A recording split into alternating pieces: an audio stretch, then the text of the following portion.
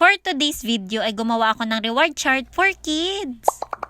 Gamit nga ang aking cellphone na inopen ko tong app ng Canva. Pinalitan ko rin pala yung format nito mga mari dahil landscape ang kailangan ko. Nung okay na nga ay una ako naglagay nitong shade. Ginawa ko palang color white to mga mari tapos nilagyan ko na rin ng border. Ito nga color black na border ay pinalitan ko ng color blue para magtugma sa theme na ginagawa kong layout. Tapos one side lang yung ginamit ko dito mga mari dahil kapag na-print ay ifo-fold ko rin yan. Ayan nga naglagay na ako ng text box tapos inedit ko lang yan ng collect sticker to get reward. And then pinalitan ko na rin ng font size and style na babagay dito sa aking template. Parang mas maganda nga na meron tong outline kaya nilagyan ko na rin. So inadjust ko lang tong thickness tapos pinalitan ko ng color. And then instead of black ay pinalitan ko ng color white itong nasa gitna ng letter. Ayan na okay na ay nag-add na ako ng circle na shape. So ito nga mga circle na ilalagay ko ay yung magsisilbing lagayan ng mga sticker. 16 pieces nga yung nilagay ko dito na circle kaya medyo ninipisan ko pa tong border. Magiging ganito na itsura niyan tapos nag-add pa ako ng text box. And then inedit ko lang yan tapos nilagay ko na dito yung label kung saan ilalagay yung sticker. Bali, 4 lang yung sticker na nagawa ko sa una kong video kaya 4 lang din tong nilalagay ko. So no okay na nga magiging ganito na itsura niyan tapos nag-add pa ako ng pan-design. Dito nga sa search button ay nag-search ako ng toys. So kapag napuno ni Bagets itong excellent na sticker ay makaka-receive siya ng toys. So kapag awesome naman yung na-complete niya ay pwede siyang kumain sa favorite niyang fast food. Kapag very good naman ay donut yung magiging reward niya and then yung pinaka-last is candies. Ayan na okay na ay dinuplicate ko lang tong template. Dinilit ko pala yung mga nakalagay mga mare tapos tinira ko lang yung parang outline. Ito ang last na didesignan ko yung magiging front page. So nilagyan ko lang ng heading na reward chart tapos inedit ko na rin. Outline na nga lang din yung pinang-design ko dito mga mare para mas maganda. Tapos yan kinolor ko lang ng blue and then pinalitan ko na rin ng color white yung nasa gitna ng letter. Nilagyan ko rin pala ng curve to mga mare para maging ganito yung itsura. And then syempre maglalagay tayo dito ng picture kaya namili na ako ng frame. Ang dami ngang frame na pwedeng pagpilian so nung nakapili na ako ay clinic ko lang yan. Ginawa ko na nga rin color red tong frame dahil yun yung favorite ni Kuya Sion. Tapos nag-upload na ako nitong napaka-pogi niyang picture. Drinag ko lang tong picture dito sa frame mga mare para maging ganito yung itsura. At nag-add pa nga ako ng text box para mailagay yung pangalan niya. So inedit-edit ko lang yan na magiging magandang tignan dito sa aking template. Nung okay na nga ay dinownload ko na rin at sinave ko dito sa aking cellphone. So kung paano ko nga to dinownload gamit itong app ay sundan nyo lang yung mga arrow ko dyan sa screen. Nung ma-download ko na, i-transfer ko na rin yan dito sa aming computer para ma-print na. So yung pagkaka-print nga nito mga mare ay isang papel lang and then front and back. So magiging ganito na itsura niyan and then i-fold na sa gitna. Nung matapos na nga ay magiging ganito na itsura. Oh, diba? Super cute at every time nga na may achievement si Kuya Sion ay lalagyan namin to ng sticker. At ma-motivate pa siya na gawin yung best niya. See you sa next Canva serye. Yun lang, ingat lagi.